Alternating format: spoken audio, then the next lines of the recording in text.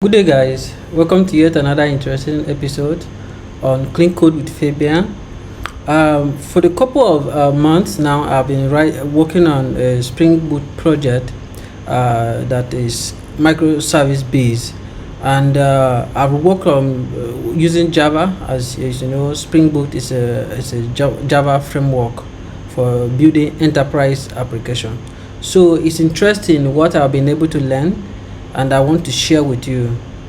It has become very clear that if you're building a microservice or even a monolithic application, the structure of your code base is very key to future maintaining your application and making things scale very easily.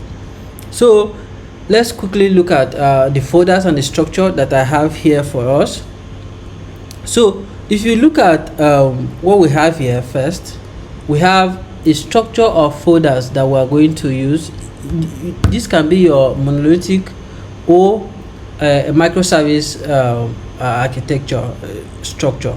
But what I did was a microservice, so we're going to be talking about that too as we progress in this video.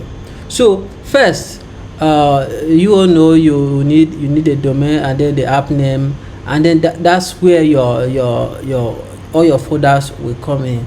If you're just if you're very new to Java, I mean the Spring Boot project, I think you should look at some basics on how you can get started. Of course, if there's need, I will make such tutorials, but today we're just looking at the structure on how you can kick start things going. So after you have cloned your project, depends on what you're using.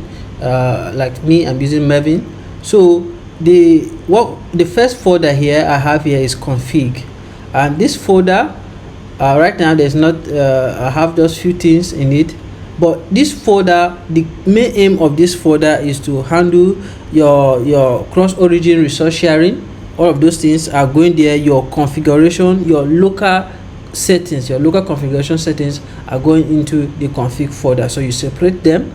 And then the next one we have here is your controllers.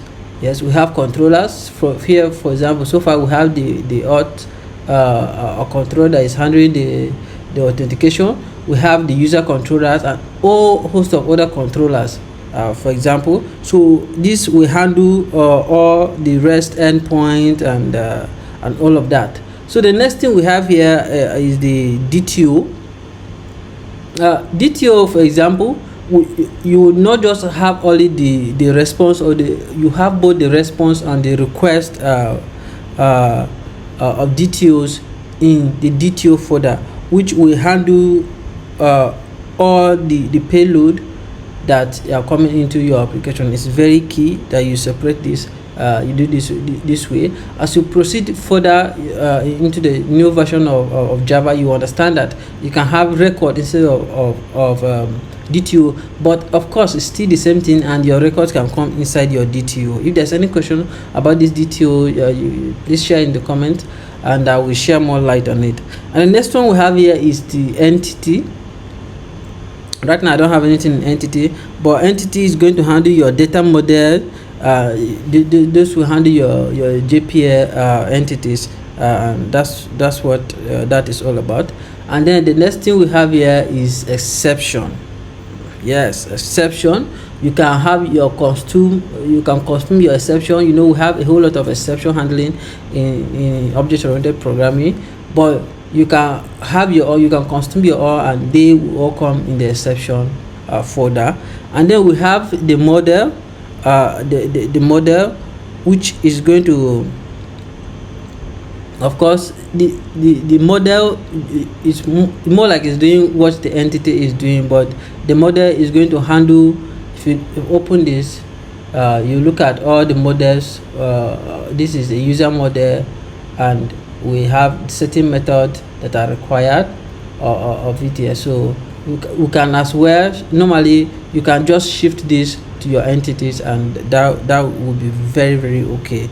And then the next thing we have here is the repository. The repository is just trying to, instead of having you write your database logic to interfere with your controllers, instead you separate them and you have everything here in your repository. So repository will handle the Spring data and everything. So everything of that will be coming in the repository. Yeah, so another thing you will need is the security. Please don't just ignore this for now, because DTO is serving in place of this request, so I'm not going to mention that. So the next thing you have here is the security. So this security is going to handle your JWT filters, or you can say your JWT middleware. Is going to handle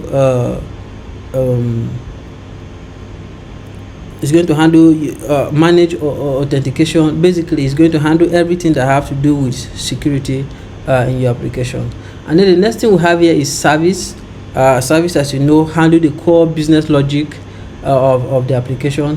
It helps slim down your controller to make it as simple as straightforward as possible. Of course, there are options of you having another folder which is implementation inside service, but that is optional if you want to do that. If you need more light on that, let me know in the comment section. And then the next thing we have here is UT. UT is just basically more like a helper. It's going to handle some constant you want to write, some basic things you want to write and use across the whole project. It should come in your UTU.